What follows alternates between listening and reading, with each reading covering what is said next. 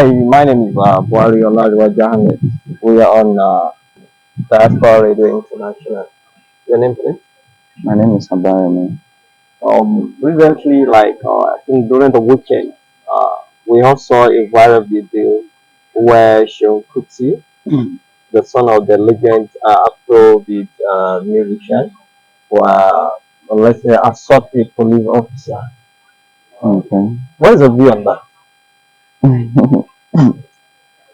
I, as a person, I think the right thing to do is what a lot of people have done, which is condemning what happened.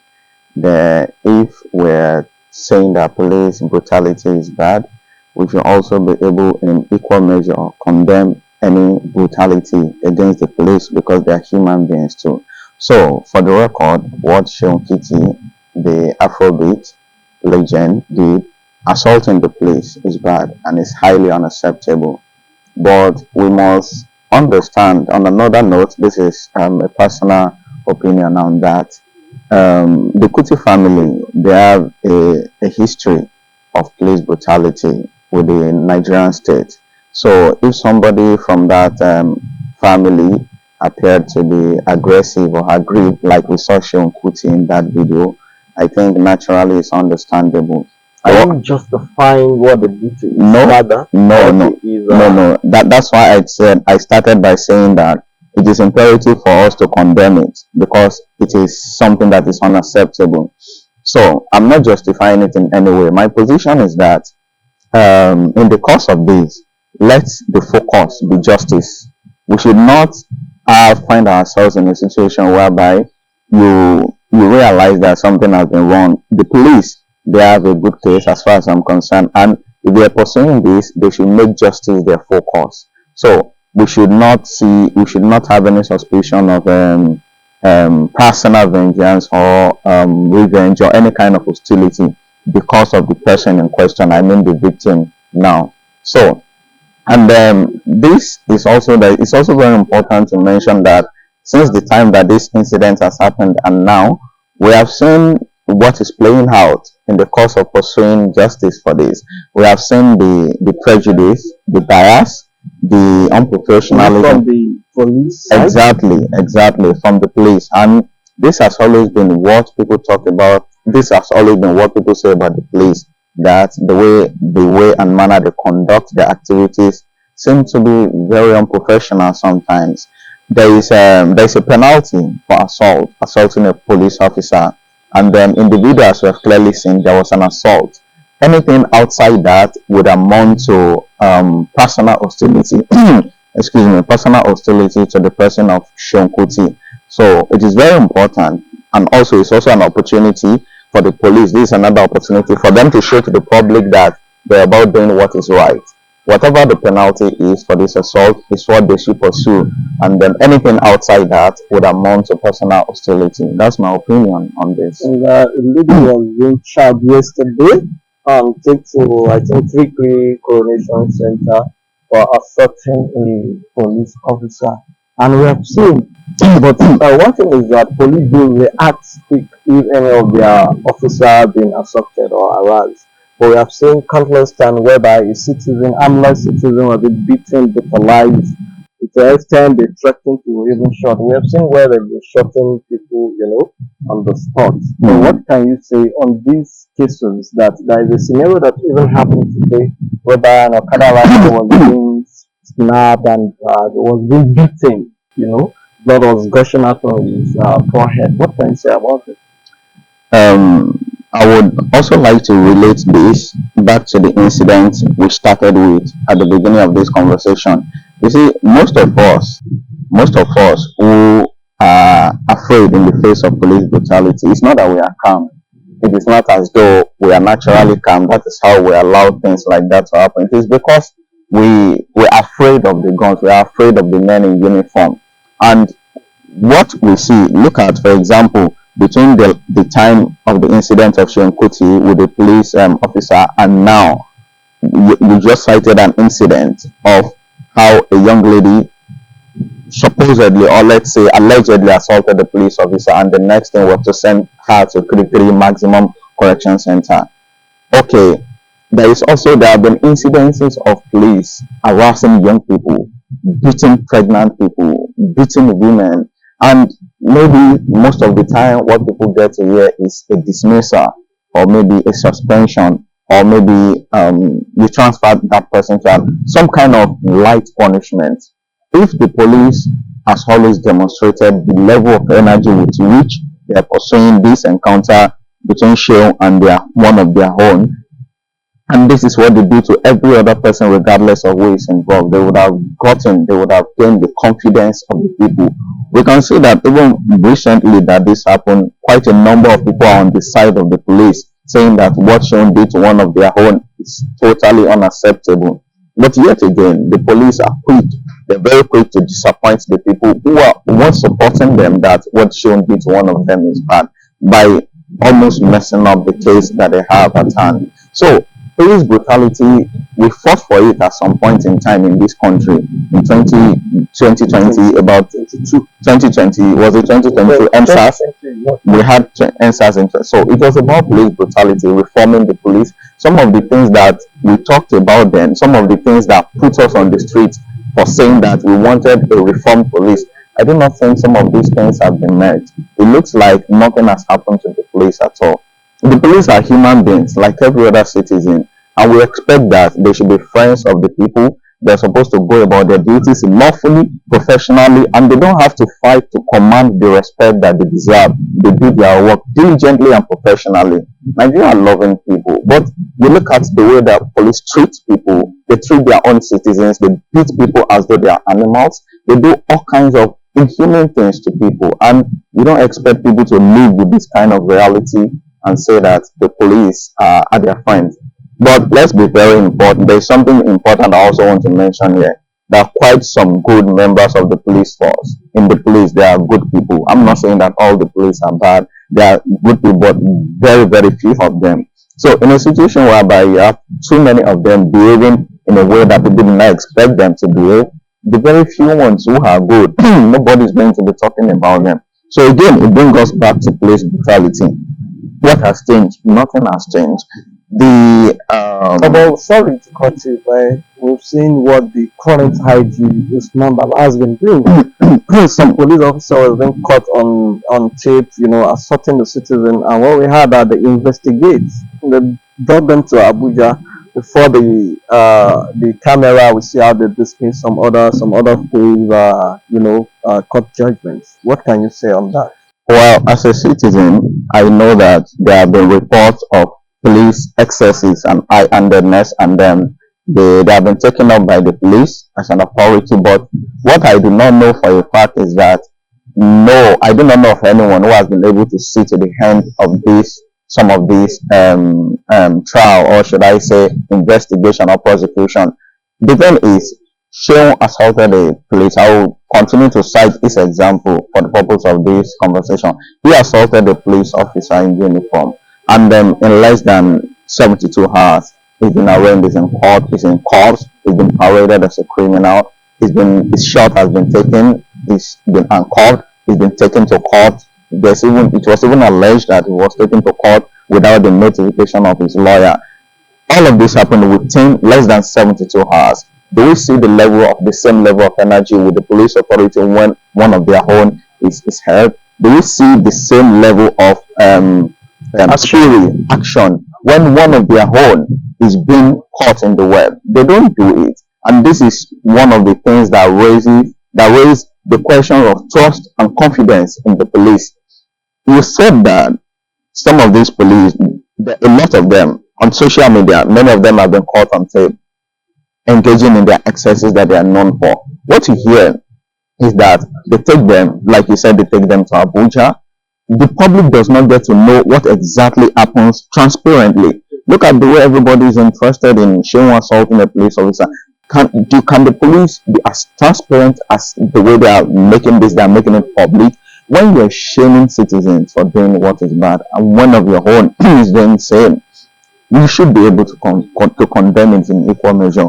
And one other important thing is that there is something fundamentally wrong about the police. It is not about just the police brutalizing the people. there is something fundamentally wrong about the police. Maybe there is some kind of approach or strategies that the police commission or the police force, the authority now, needs to adopt in order for them to holistically overall, having generally look at what is wrong about the police structure. If you give guns to people, what about their welfare? Are you taking their welfare into consideration? Psychologically, Do you train them adequately? Do you subject them to some level of psychometric test?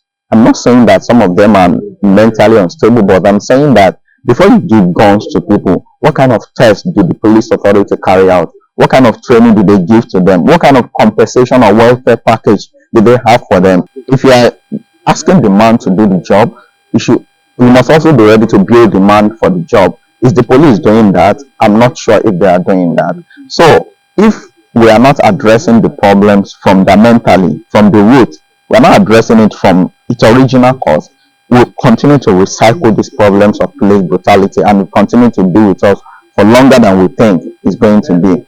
So it is important for us to look in that direction. So, and then if you also look at the way police handle, the way they handle the prosecution of one of their own, I do not think they are doing it in such a way that they give confidence to members of the public that they're about justice. No, it's not happening. You understand? And there is this incident I'm trying to remember. I can't actually remember it now. Maybe in the course of the conversation, if I remember it, I'll make reference to it. have you ever have any experience or encounter anything with any police officer? As a private citizen, of course, I don't think there's any young person in this country who has never had to encounter the police at one point or the other. I've had to encounter the police in my life too, but we all have a different approach. I think my first encounter with them was when I was traveling. I was traveling from somewhere to another place, and in the course of that journey, we were stopped, and they were searching other people, and when they got to me, they asked for my phone. And I made it clear to that person that you are not authorized by law to search for my phone, because I have not committed any crime and we are not investigating it for anything. So you cannot search my phone because it's a personal property. But of course, he got angry. It's not that they don't know that this is true. Like I was saying, so there is I don't think there is any young person. I think a lot of us have had to face had to encounter police brutality at one point or the other in our lives. But it's the society we have find ourselves, and I hope that someday this police brutality we so much talk about, the monster that is confronting us, is going to leave us. So I just sincerely hope so. Do you think that Nigeria can reach a stage whereby you'll be traveling, maybe on your way you met a police officer and just park your car, take your phone and decide you want to snap with police officer? I don't think that is impossible, but as the country is currently constituted, we know that's a problem. It's like you walking into a danger zone. You see this a danger zone, and you are indirectly walking into it. But did you know that apart from saying that, there are some police officers right in this country, even some soldiers. We've seen soldiers who take picture with civilians. We saw soldiers. Maybe I think I saw one at one NYSC camps or some place that a soldier took a picture. He took shot with one of the coppers there, something like that. So this is not something that is common, that is a commonplace here. It doesn't happen commonly, but there is no big deal about it. If you look at other parts of the world, you don't even get to see soldiers on the streets.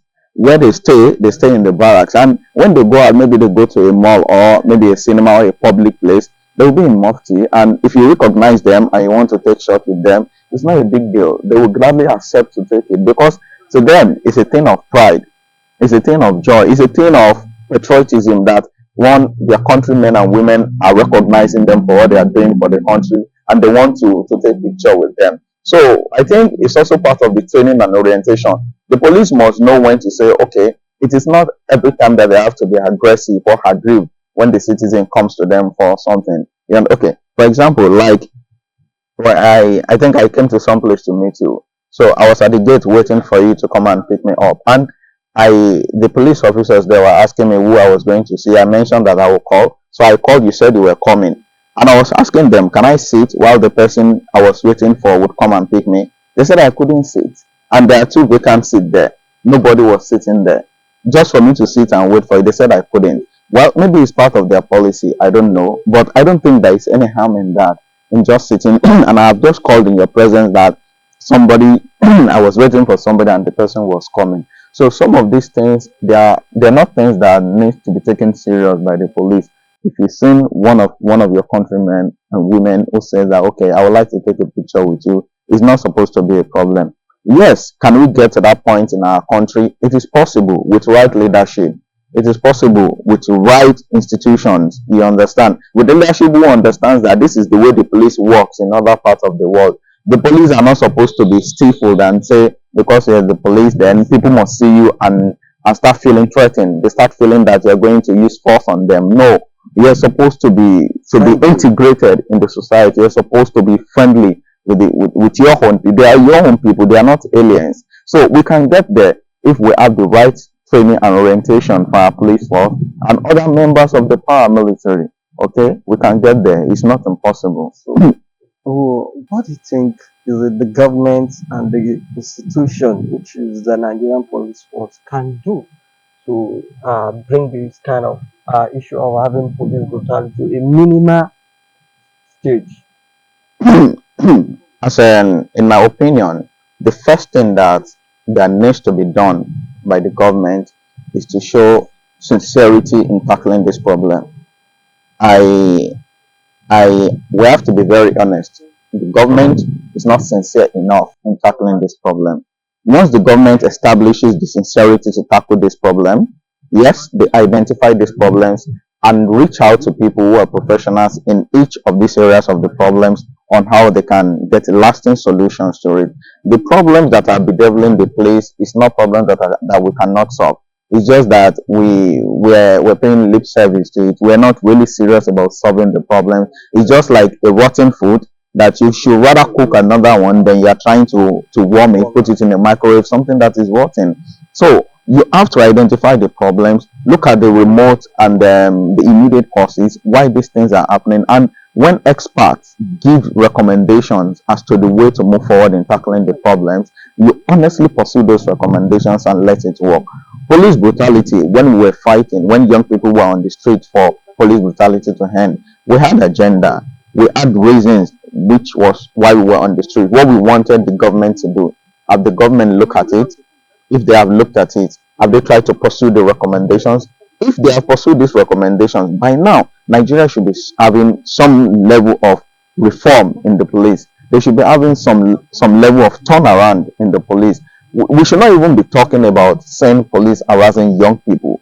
All the issues, the critical issues that we mentioned, have they been looked at? So that is where the issue of sincerity and honesty in fighting this comes in. Government needs to they show to the people that they have integrity in making sure that they want to reform the police and tackle the problems and give it lasting solution. Then once you look at the problems and you look at areas of how to tackle them, then you pursue the solutions and make sure that.